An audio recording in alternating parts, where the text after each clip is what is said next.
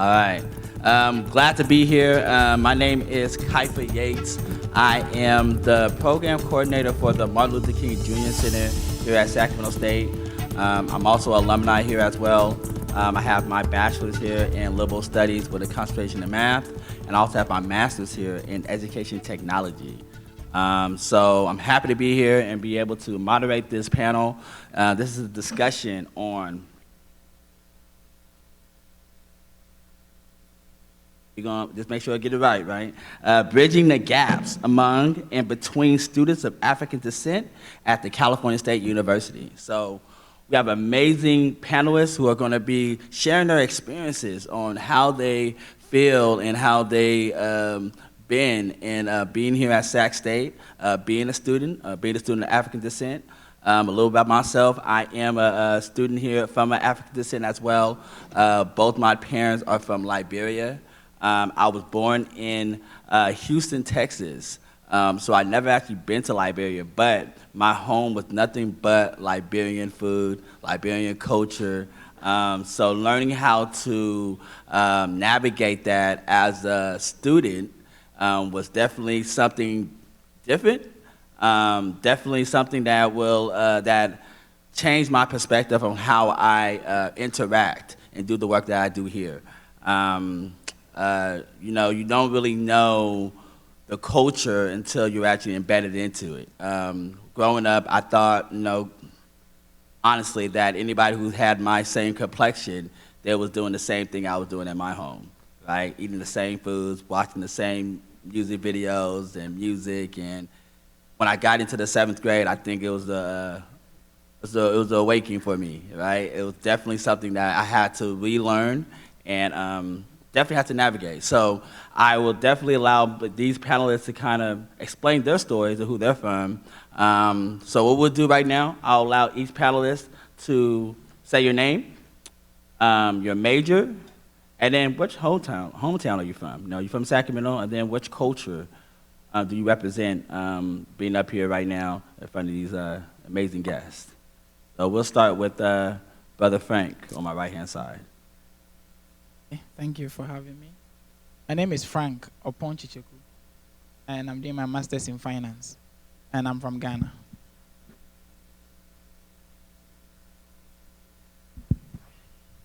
Hello, everyone. My name is Obina Eze.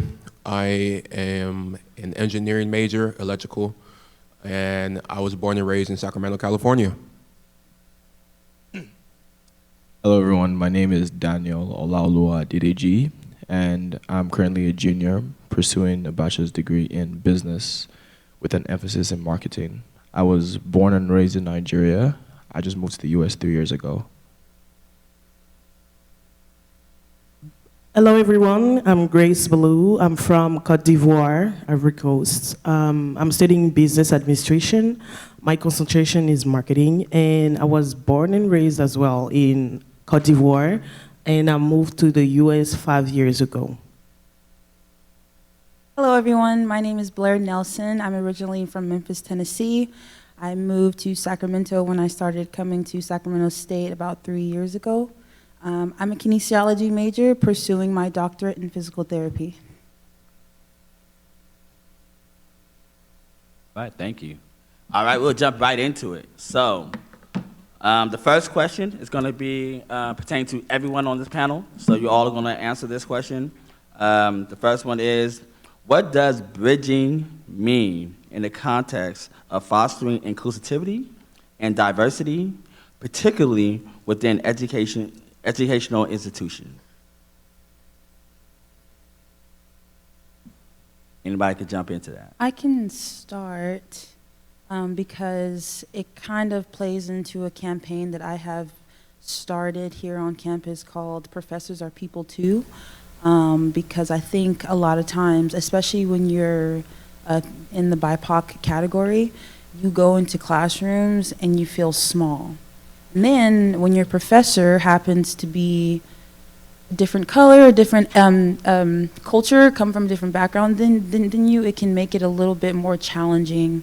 So I think in a way that we can bridge or foster more inclusivity is to see more professors that look like us, and maybe even if they come from specific backgrounds or cultures, dress like that. I want to see that. No, I'm not an international student, but I did go to Kenya, and I spent a week and a few days out there, and I stepped off the plane and I just cried because I'd never been in a place where everyone looked like just like me, or actually I was lighter than everyone else there, and I was like, whoa, this is amazing. I want to see this all the time. So it would be nice to see more professors, if you come from a different place, embracing your culture more on campus. I can go next. For me, talking about bridging in inclusivity and diversity, kind of emphasizing on what Blair said about having people look like us. I also think that when applied to education, bridging refers to kind of connecting the gap between ideal and reality, right? In the context of inclusivity and diversity, it means actively working to create a safe place first for every student, and also create a great educational environment as well, where students from various backgrounds, so for example, from Kenya, Nigeria, we have Ghana here, Liberia, me from Cote d'Ivoire, feel really welcome, really supported as well, and have equal opportunities to succeed. Because if, let's say, if you come from here, it's okay, it's a little bit easier for you. It's not easy, but at least you have a certain, I would say, you're ahead compared to the others. So that'll be something that really means to me when we talk about inclusivity and diversity. Everyone should feel welcome, have the same opportunities as well to succeed. And also, it involves breaking those barriers and fostering a sense of belonging for everyone. Thank you. I would go next.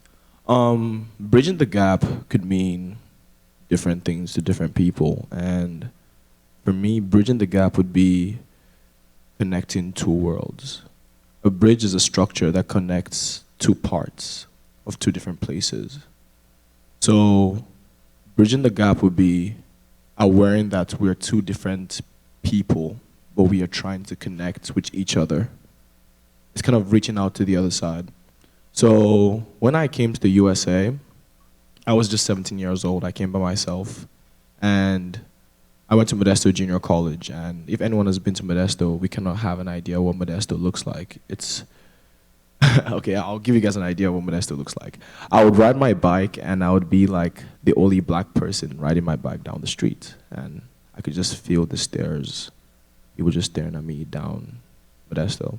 But it was a nice place. I was new, and I just felt like, oh, this is probably just normal. And then with time, I got acquainted to the US tradition and all of that, and I got to Sac States, and I realized there are so many programs here to help people that look like me. And to me, that was really, really warming to see that that gap is being bridged. There are spaces in which I can meet people like me, people that have the same goals, aspirations, people that have been through the same hardships, people that I can look around and be like, this is diversity.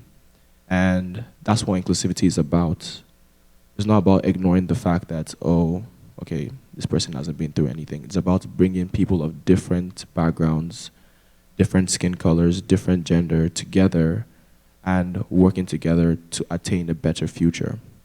So that's what bridging the gap in inclusivity is. It's being able to make everyone feel welcome and safe within an educational space. So that's my opinion.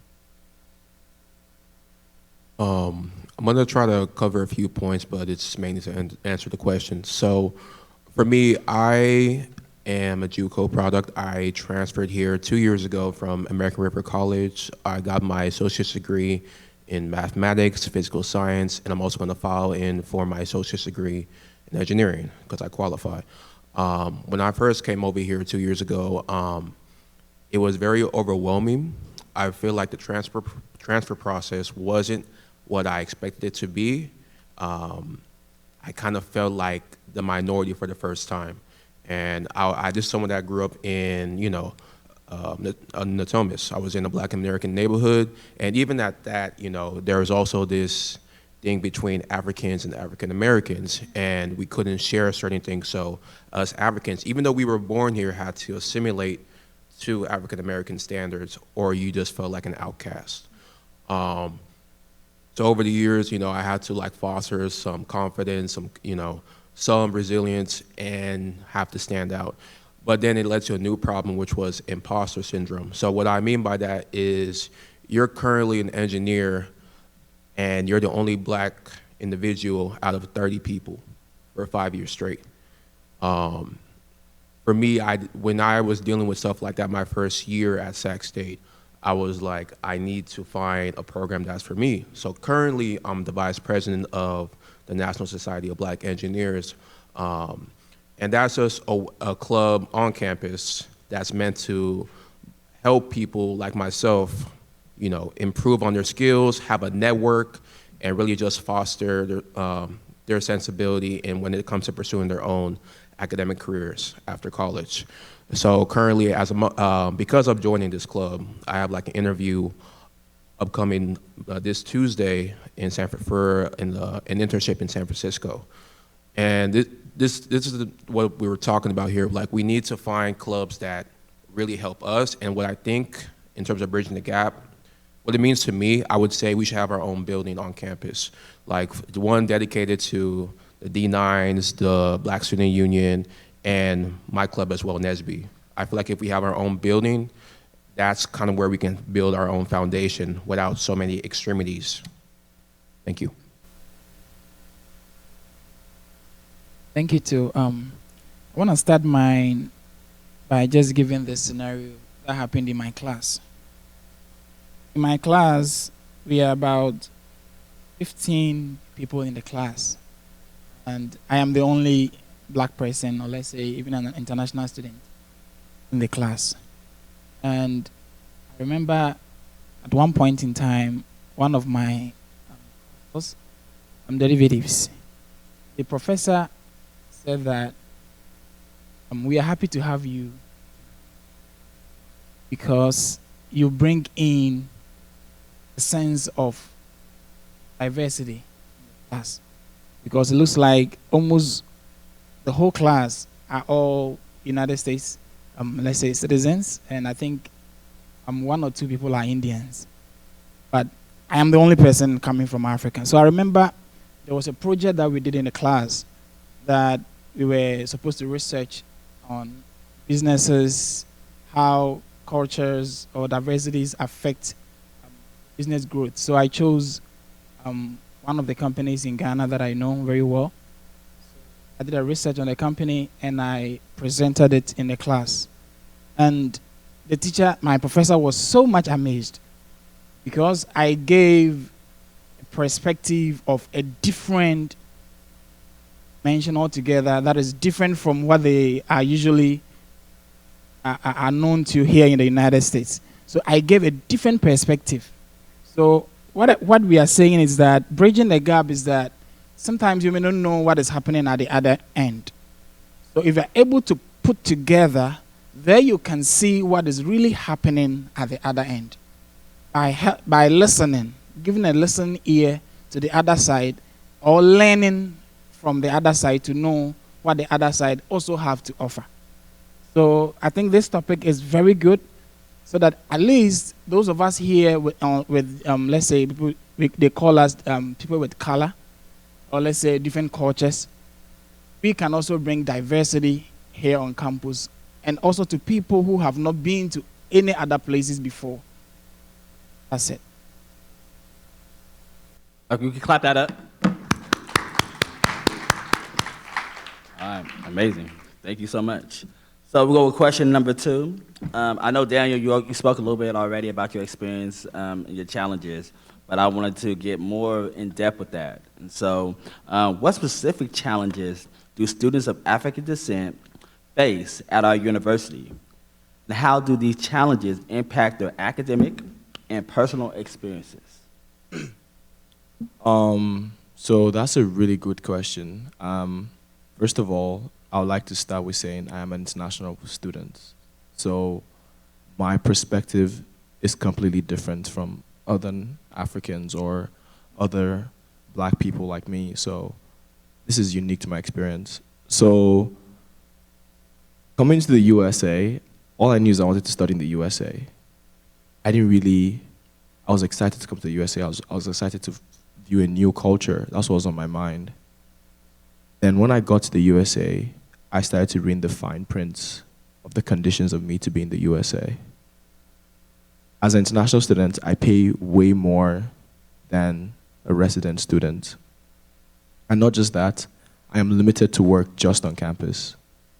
And I had to file for taxes the other day, and I actually had to pay the US government. And that was just, all my friends were getting refunds, and I was like, wait, you guys get refunds? Then I realized that financially, it's really hard. It's really, really hard. When I came to the USA, it was 500 naira to $1. It shot up to 1,300 naira to $1 some time ago. It almost doubled. And I receive phone calls from my mom every day telling me, Laolu, what am I going to do? Like, I have to finish what I started. So every day, I made sure I went to different organizations to see how they could help me. And I went to CWC, I went to the MLK Center, I even went to the ABCC conference in Santa Barbara, just trying to seek out ways that can help people like me. And I don't get financial aid. And I'm alone in this country. I came here when I was 17. I'm currently 20 years old, and I've been able to fend for myself to an extent. I have friends and people that have helped me a lot, but my hardest challenge is finding those scholarships. And I would like to thank Kapkar for giving me a $500 scholarship, which might be minute, but that went a long way for me. I was able to buy for me books for that semester.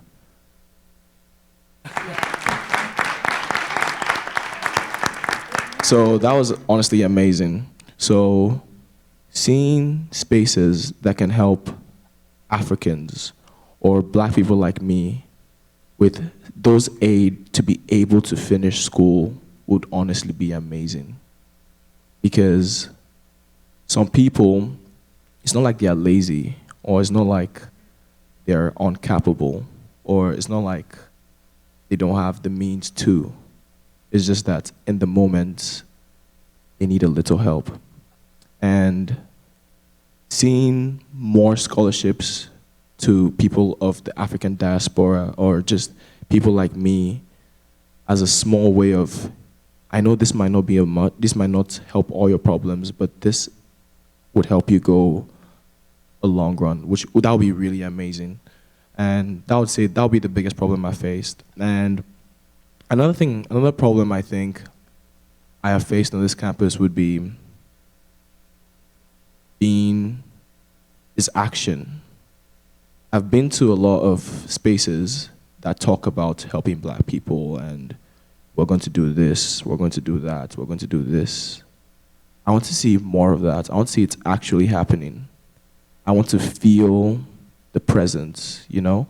I want to feel those things being said actually being done.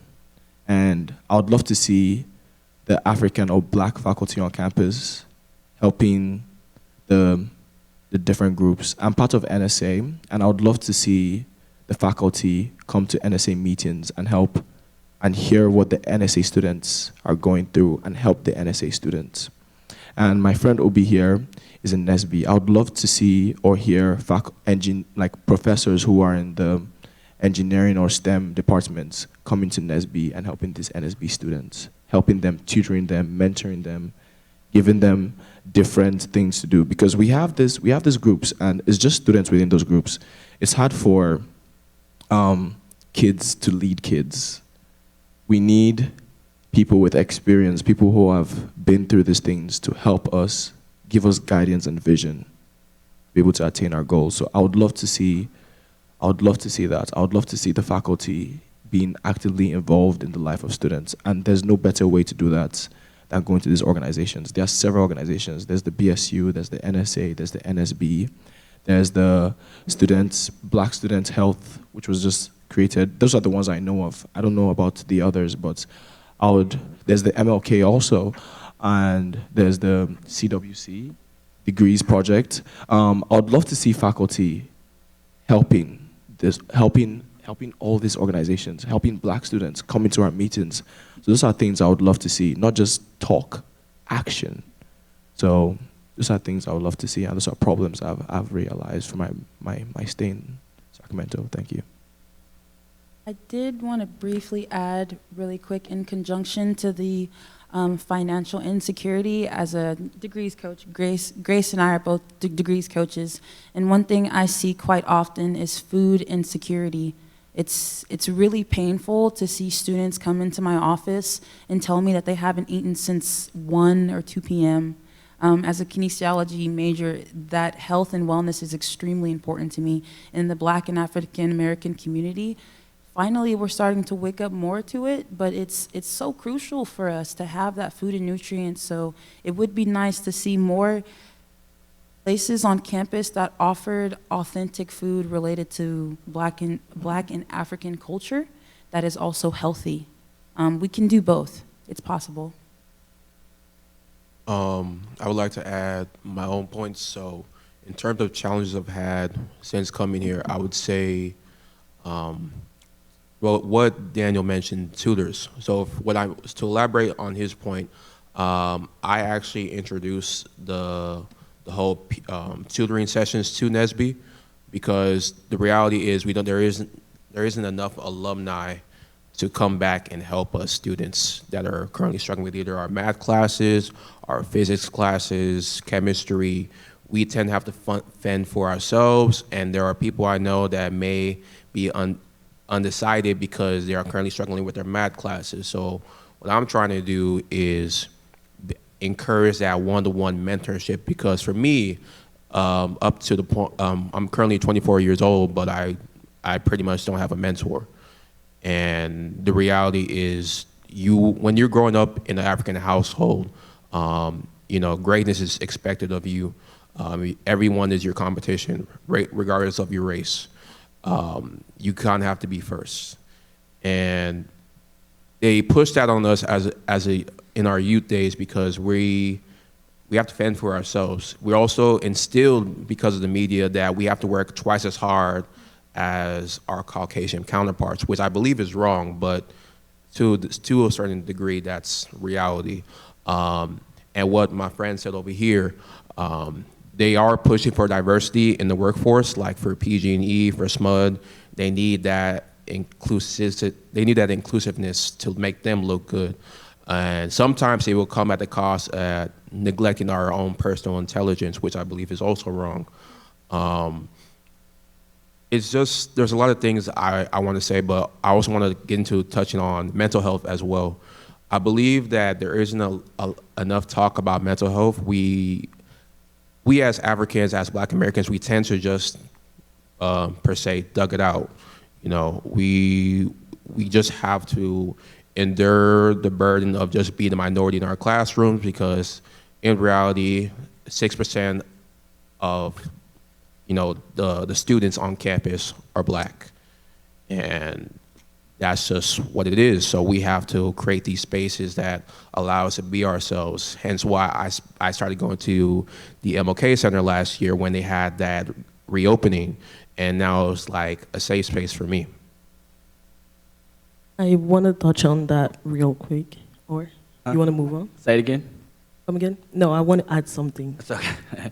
Go ahead. Yep, you're good. That's a quick thing. So touching about experiences as an international student as well, something that happened to me was social economical barriers as well. I was a transfer student from Santa Rosa Junior College to here, and from back home country, when you come as an international student, I agree with Daniel, that's a different story. So you do have a lot of things happening for you that you don't understand, and there is no one to explain to you as well. And the fact that we don't have any financial aid, even any help. I've been applying to scholarships for a long time. I remember in my community college, I got some of them. Here, it didn't happen before the scholarship for the CA CPR, so I kind of want to thank the committee for that too, because it really helped pay my books for this semester as well. I got the international waiver, but these are the only scholarships that I got since I transferred here, and it's been 2 years. Other than that, you do have a higher tuition to pay as an international student here. You do have different expenses that weren't part of your expenses before, and it's really stressful. Because I know that when our parents bring us here, they do big sacrifices. So by the fact that we can't really concentrate on these studies, but we're worried about the around situations, make the experience really difficult on campus as well. Thank you.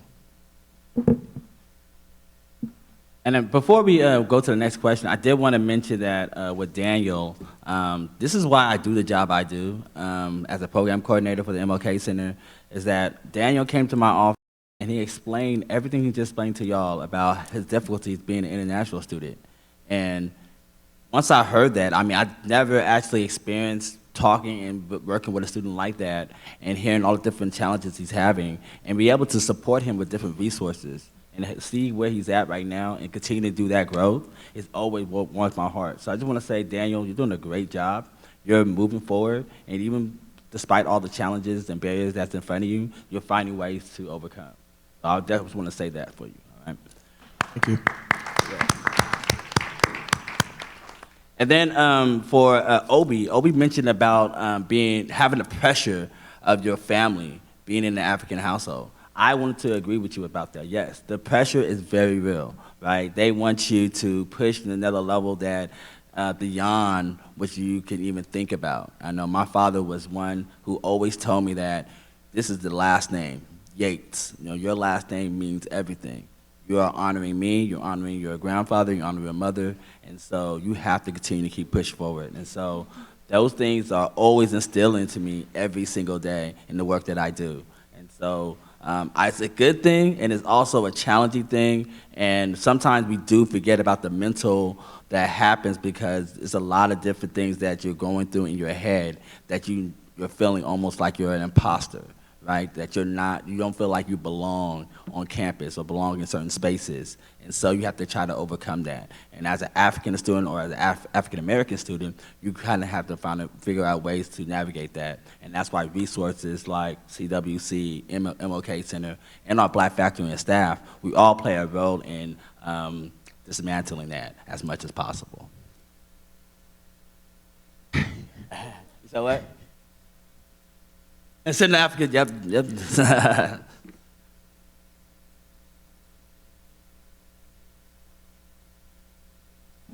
Oh, yeah.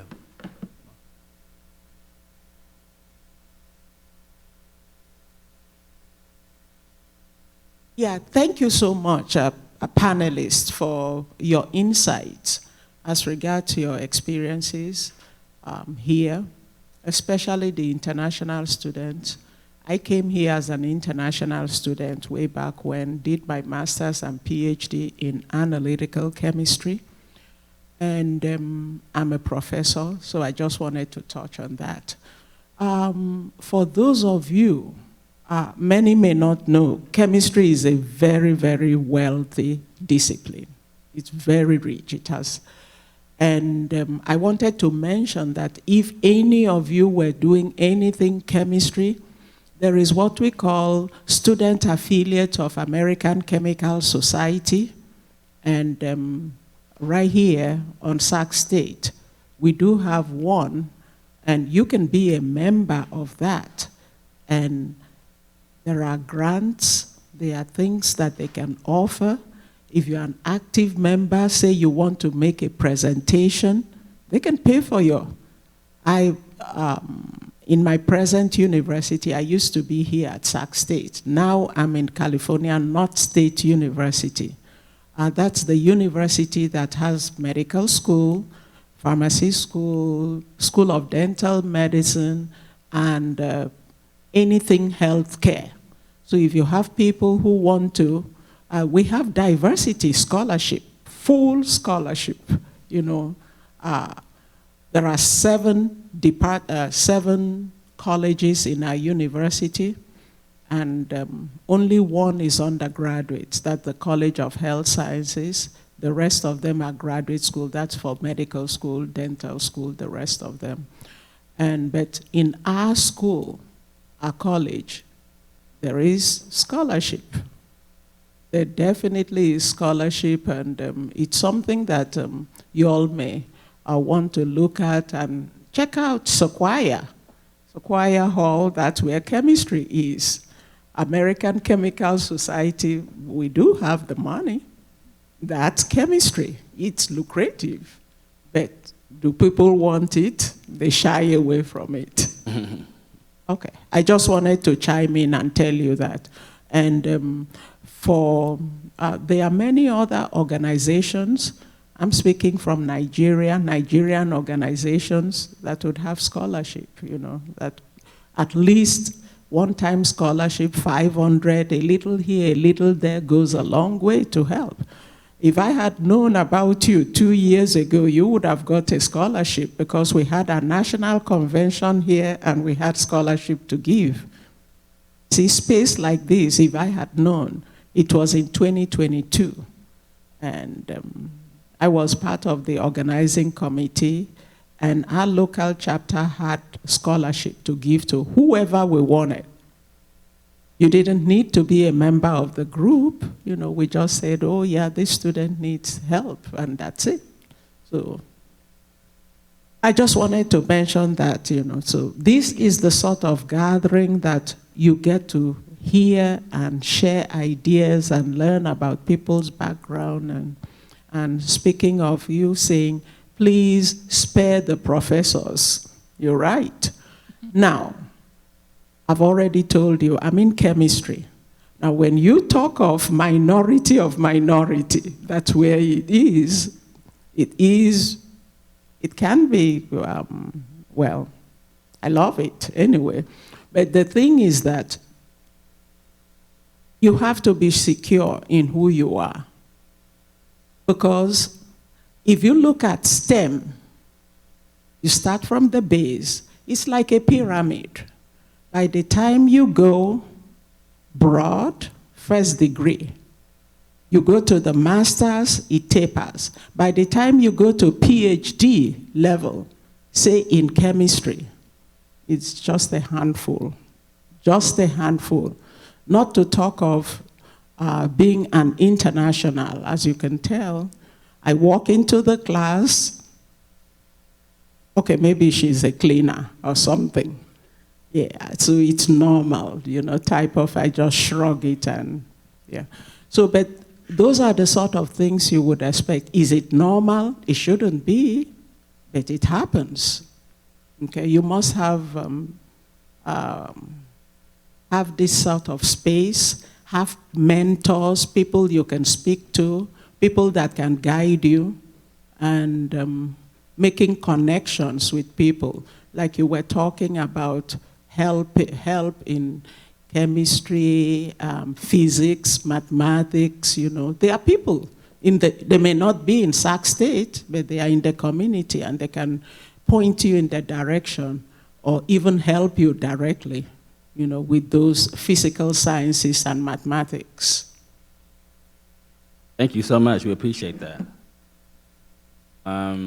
Definitely want to take that. And actually, that's good that you bring that up. So now the next question is actually, now I'm going to throw a curveball. I know I'm going to go right to you, Frank. So the next question is actually talks about what the educational institution could do to help support a sense of belonging. So I'm going to ask Frank, and I'm going to throw a curveball to you as well. How can educational institutions like ours create a sense of belonging for students from diverse backgrounds? I'm going to add something on there. How can we market that? So we talked about different scholarships and opportunities and resources. but he knows it, right? But how do we get that information? Exactly. How do we get that information? That was what I wrote down. I saw that Prof said that if I had known, if she had known, and that is where the gap is. And who is helping us to link us to where the knowledge or the resources are? That is our challenge. These are our challenges. These are the things that we wish that we could get, let's say, a coordinator or something sort of, to be able to bridge the gap, to help us reach out to where the needed resources are. Because, like what my brother said, it is not just about, scholarships. And those of us from Africa, if we are frank, like my name is, we all know that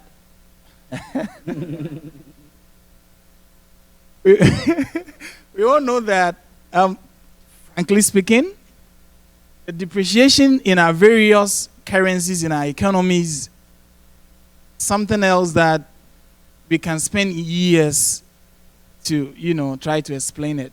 My brother said 500, now 1,000 something. Yes, I just came here, moved to the United States also just about, let's say, barely 7 months ago or 8 months ago. The Ghana cedi at that time, I think was around 8 Ghana cedis to $1. Now it is almost like a 14 Ghana cedis to $1. So just imagine that my parents are, every month trying to send me money over here. It's like it has almost doubled. It has almost doubled. And to some of us, they are even young, so they are lucky. Some of us who have wife and have kids back home. So you can imagine the sort of pressure, apart from, where you are learning and where you are going through here, then the financial side also comes on top of it.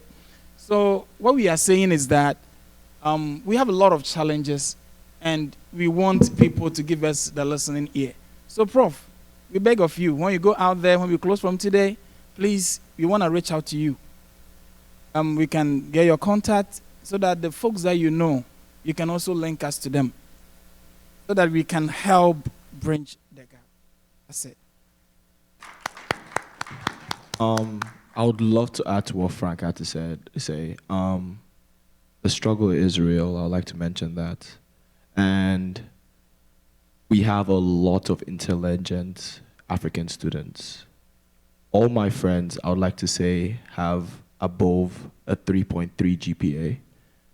And what's the average at Sac States? Don't quote me. 2.5 is the average at Sac States. And you have several African students boasting 3.5s, 3.9 GPAs. And you ask them, how much do you get in scholarships? $0. The talent is there. It's there. The essays are there. But the thing is, I hear there's like over $100,000 or $200,000 in scholarship, which goes to waste every year. We don't know where that money is. We don't know how to find that money. And it's just really surprising to me.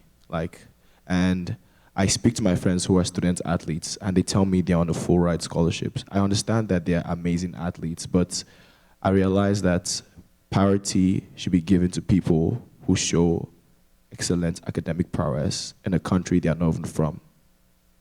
I think that's something that should be noted. So I just wanted to mention that. We have a question in the back.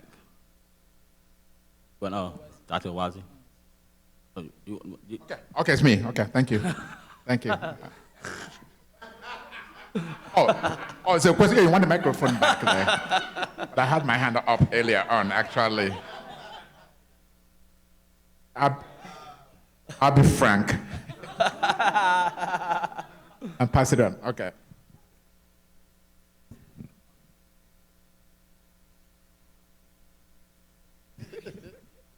Thank you very much. My name is Collins.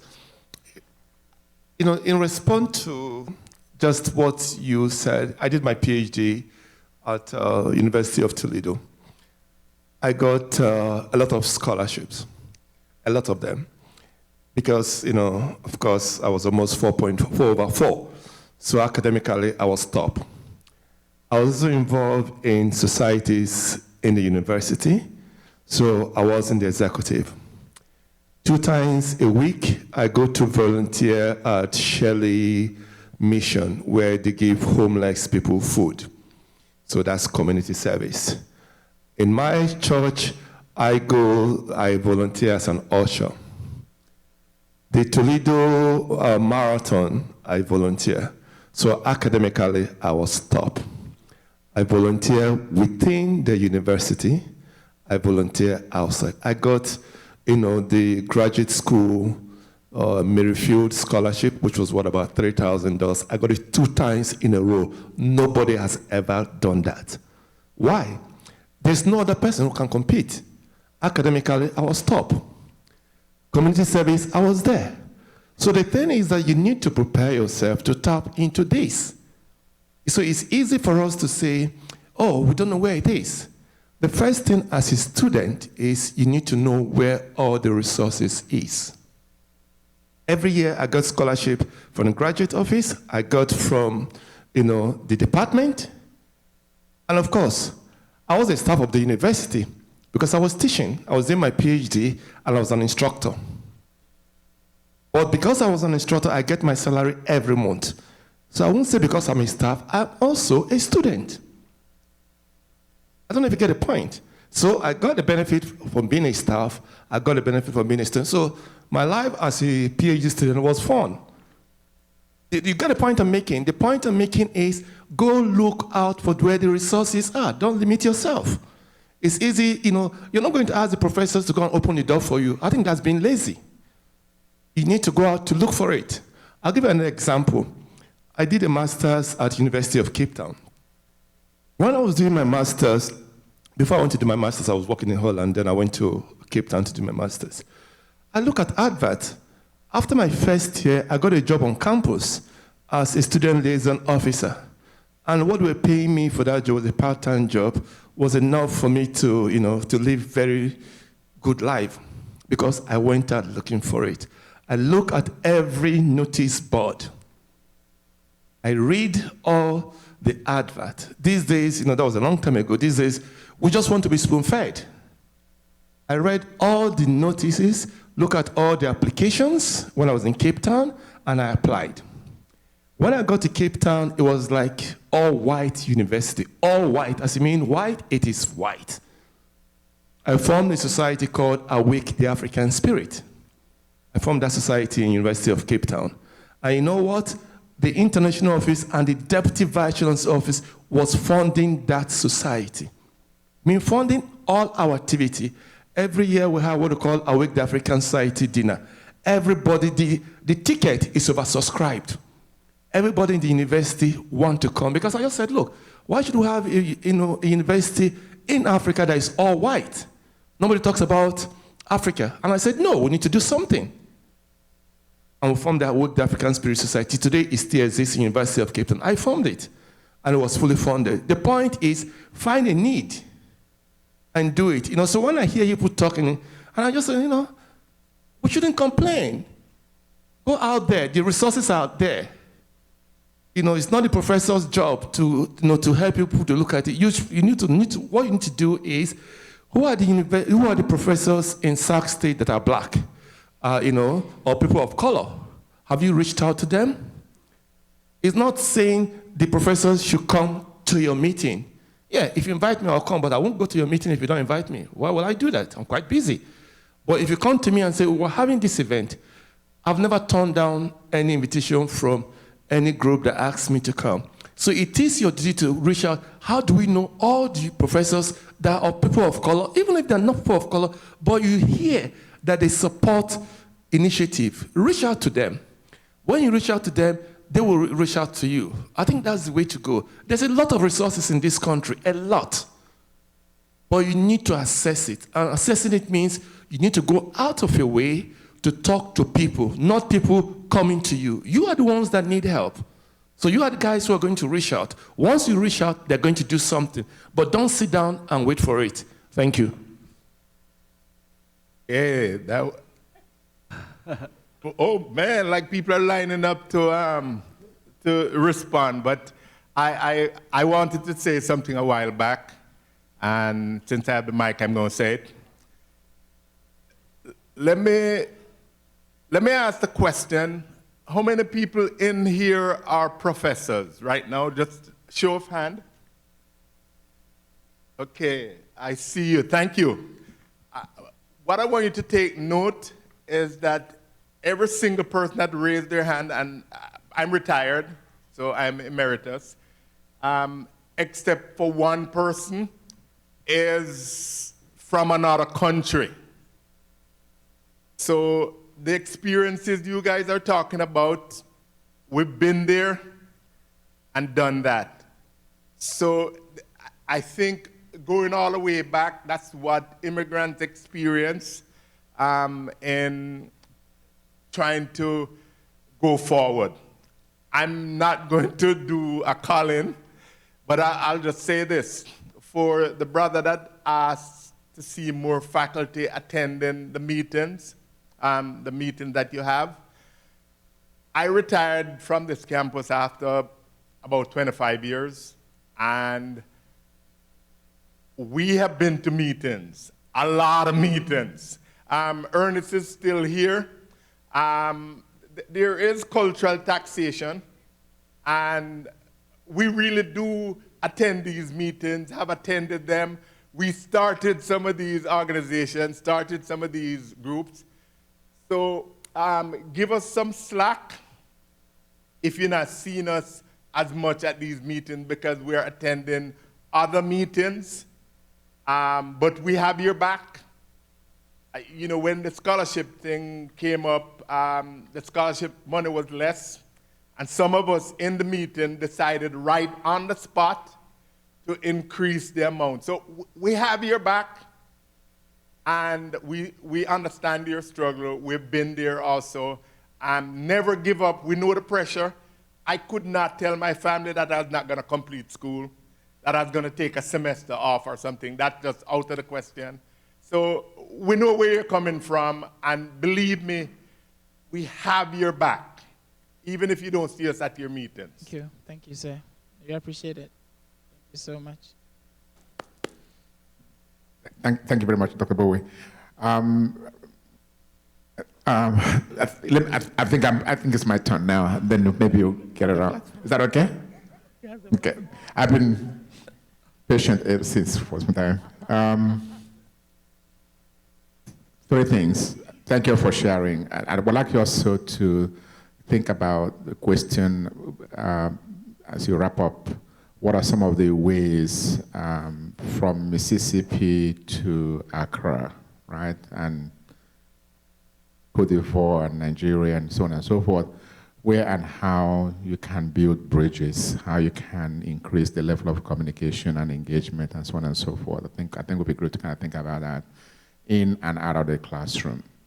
And then, so we can think about that, but let me kind of make comment in terms of the Center for African Peace and Conflict Resolution. What we have done and will continue to do, we used to organize a panel of this nature, bridging the gaps, for many years between BSU, CWC, Cooper Wilson College, and the African Students Association on this campus. Very, very lively. And at least nothing else to engage in the communication. I hope we'll continue to do that. This year, with support from the Office of International Programs and Global Engagement, we started having mixers for the African international students, of which, you know, Grace and Daniel, at least, and Frank have been part of that. We would like to see more participation, more people coming to those mixers, right? And we've tried to do that in the afternoon and the evening, even with some Nigerian, Ghanaian jollof rice. The Liberian one too. Maybe that would be added to that as well. And Senegal, and you know it. We would like to see more of you come to those. We've also brought in people from the Career Center, for example, to talk about how to prepare your resume, how to go for interview, and just a little career plan, right? we'd like to see more people come to those sessions, and that when you come to those sessions, you are prepared, you take the information and you make good use of it, and maybe even share with others. We've had sessions on even scholarship, right? And I was quite discouraged when one of those conversations, somebody from the scholarship department said that the Grace talked about the international student waiver for both graduate and undergraduate students on this campus were underutilized. That means the people who are not applying, and almost everybody who applied did get the funds, right? Even for the work of the Center for African Peace and Conflict Resolution, for almost 10 years now, we've been giving scholarships to students, thanks to the VLG family that provided that. You know, Frank and Daniel and Grace are beneficiaries of that, plus 2 others for this year. For a while, it was a struggle to get people to apply. And even sometimes, we don't see our black students applying to these scholarships, right? And the person who gave that money was an international student himself from Africa, and exactly knew what it means to be an international student, and had given that money with the hope that it would benefit especially the international students or people of African descent. So of course, being in a university environment, we cannot discriminate. You have to have the criteria, you basically award the scholarship. So we were not quite pleased when on many of those years, either not many people applied or not have as many of our black students apply to the scholarships. And even this year, was basically 6 applications that came in for 5 application awards, and we gave only 5 people came to the interview with the board. And surprisingly, as Dr. Bowie mentioned, it went from $300 initially to $500 because he made a plea and the board members there responded and increased that scholarship, right? So you have to be in the ring, so to say.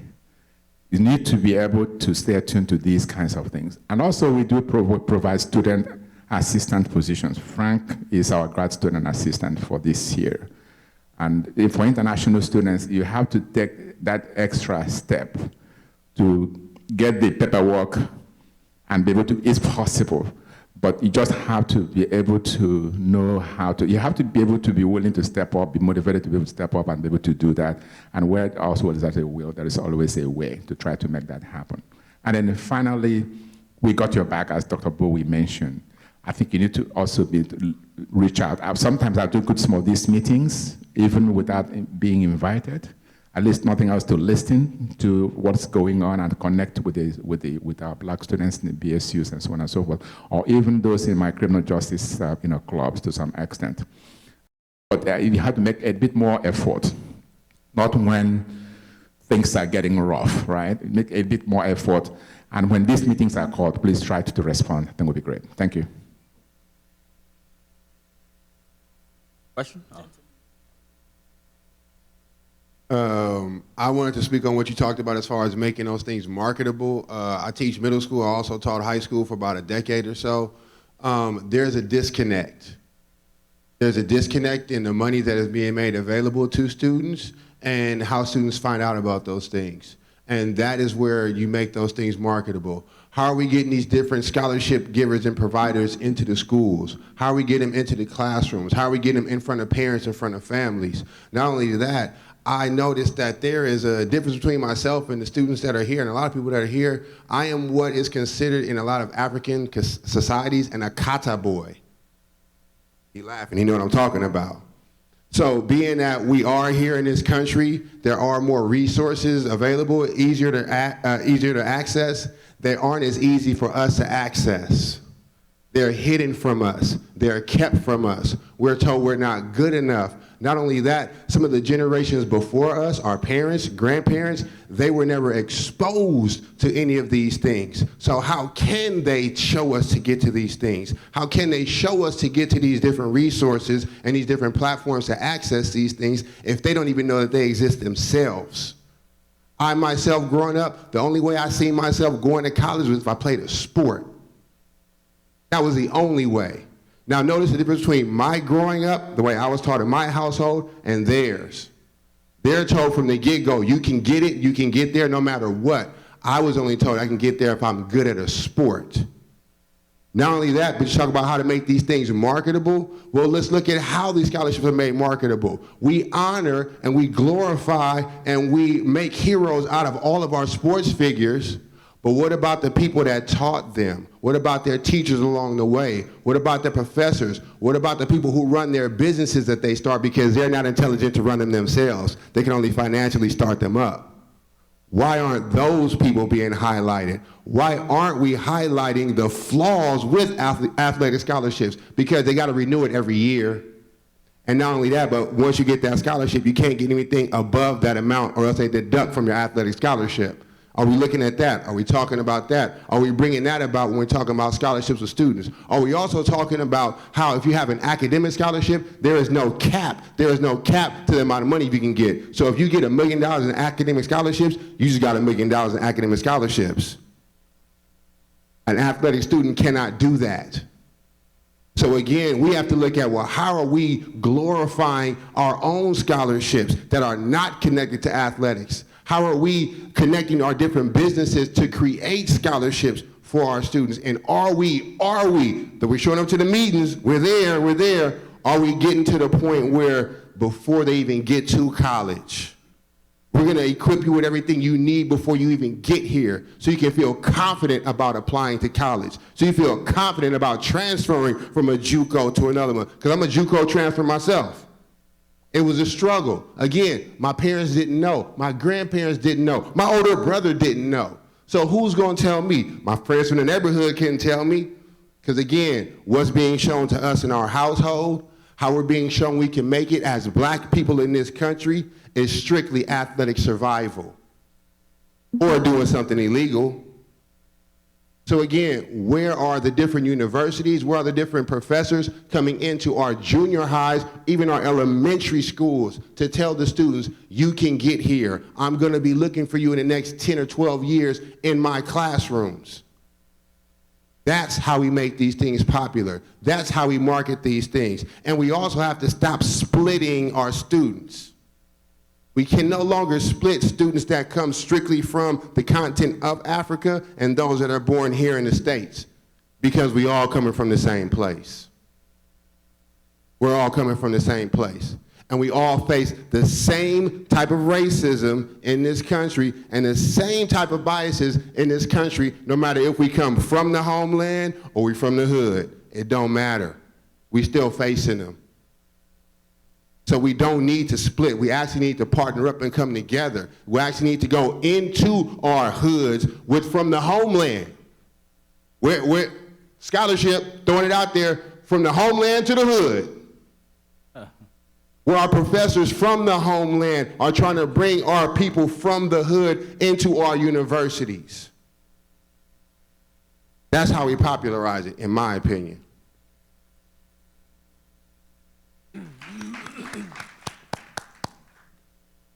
So, first and foremost, I think that it's crucial that as mentors, right, as mentors for the next generation of students, it's crucial that we do not take our students' testimony personal. We can't take it personal. Our experience was different, is different than their experience. It's a different generation. So we could try to tell them what to do or to put your boots and strap them and do whatever you got to do it.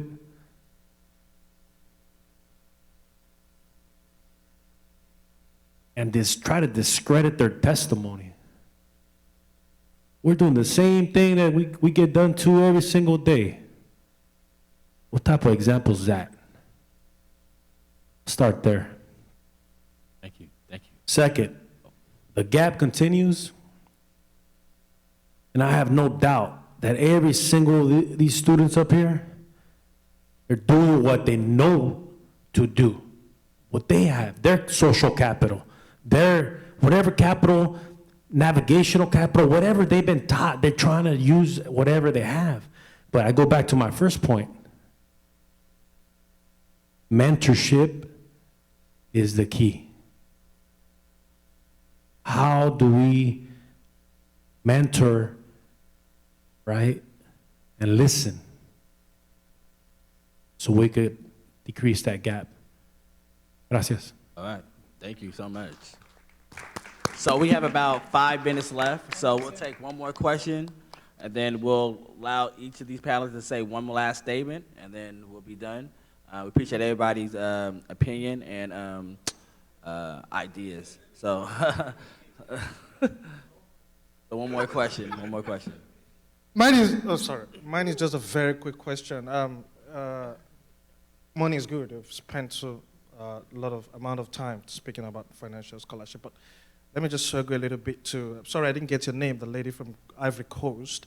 Apart from all these experiences you guys have talked about, how was it like transitioning in terms of language barrier? You happen to be the only Francophone speaking student on the podium. So were you preparing, planning that, okay, you've made up your mind, I'm going to go to the United States, the official language there is English, but my background is French. So how was the language barrier for you entering into this country together with all the adversities and challenges that you guys have experienced? Thank you for this question. Actually, that's a really good question because I wanted to touch on that a little bit. So I've been wanting to come to the United States for a long time, and I'm really close to my parents, so we kind of planned it before. It was all planned. I was coming in during holidays in USA, but I will say that it was still difficult, really difficult, because coming in holidays to a country and then living here is a different story. I've been living in Ivory Coast since I'm born, so I'm a French speaker. I had to readapt. I had to make sure that I'm probably doing 3 or 4 times more effort than the English speakers, because not only the school will be difficult, but you will even have problem to understand what is said. So for example, during quizzes, I was in a different system. I was in a French system, and the American system is totally different. So even I was at the beginning, it was really difficult for me to catch up. Honestly, by the time the quiz will be done, I probably at question 5, and the quiz is like 12 questions.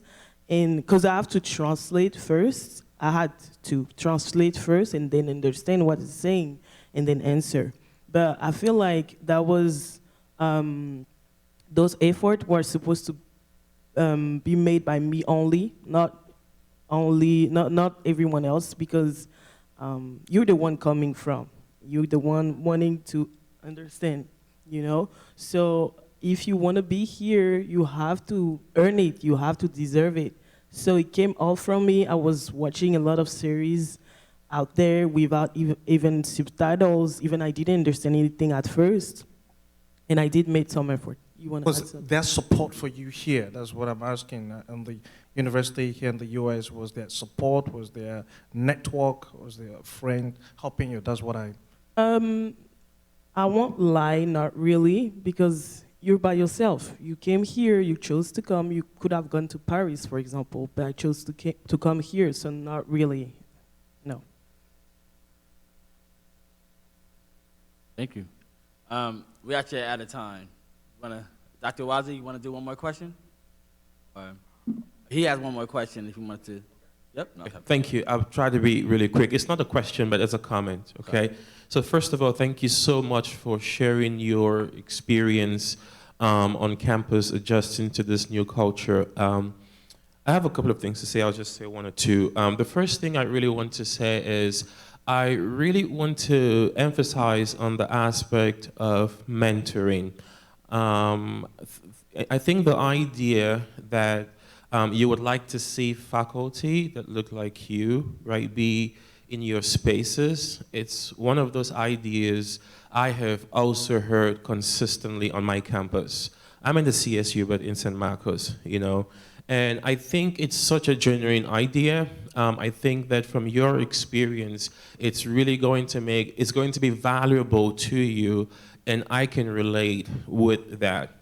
I want to say that, I wish that this conversation was happening with some of the key people on this campus, that are directly responsible, to provide some of these type of services and programming for you. I think that it would have been really, really useful to them. I think the way that we can make change as an institution, really, I don't think it's really to discredit, the experiences that people are sharing. Because I think that from these experiences, as we listen to them, at least for me, when I listen to these experiences, I'm thinking more institutionally, what can we do, systematically, in a sustainable manner to actually stop this from happening. So when you think about students expressing the need for mentorship and connection with faculty, even though on the other hand, faculty may not have time, right? But as an institution, what type of programming can we think about that can actually bridge that gap, So maybe is it a faculty-student mentoring program, that you can think about, that when a student comes in here, you can try to connect them with faculty. Mentoring has been hammered here as something that is really, really key. That's one thing that you can think about. Now, the last point I wanted to make was that as I'm listening, I'm also seeing that there is a disconnect between what students are saying that they need, and also what people are saying that has been provided. So I hear from some of the faculty here saying that, well, they think that students have to be the ones to actually go and look for that information and search for that information, but it doesn't have to be that way. As an international student, you don't have to put in that much effort just to look for information. Again, when you think institutionally and systematically, what can the university do to make sure that that information is readily available to our students, for instance? So when you think about the Office of Global, I don't know what it's called here, Global Education, or the International Office in charge of exchange and things like that, right? If they were here, for instance, and they listen to something like this, they can say, well, what can we do to make sure that before an international student comes here, we have a list, a database of different types of scholarships that they can be able to apply, and then they actually have someone that can help and support them with the application process. So when you think systematically and you think institutionally, you don't have to go through that much stress, that you don't have to go that way long just trying to get information. So I think that if we look at this differently, we can think about this and try to come up with different programs and policies and institute different aspects on our campus that can actually make life way more easier and way more easier for the students. They are already going through a lot to have to stress this much for so many other things. That's just what I wanted to say. Thank you. Thank you. Thank you so much. I want to plead with you that I have a class. I wanted to just give a small comment and then if so that I could join. I don't know if you can hear me. Okay. What I want to plead with us is that can we have a sense of how can I help you instead of I struggle, get it, so you to struggle to get yours. And we have an attitude of saying, how can I give this information to you? I think that is the biggest challenge from us coming from Africa and what is in the Western world. And until we stop that, I mean, when we say racism, sometimes it baffles. Even though I am black, I know that we may say that they may say you are black, whatever. But for me, I think that it goes beyond that.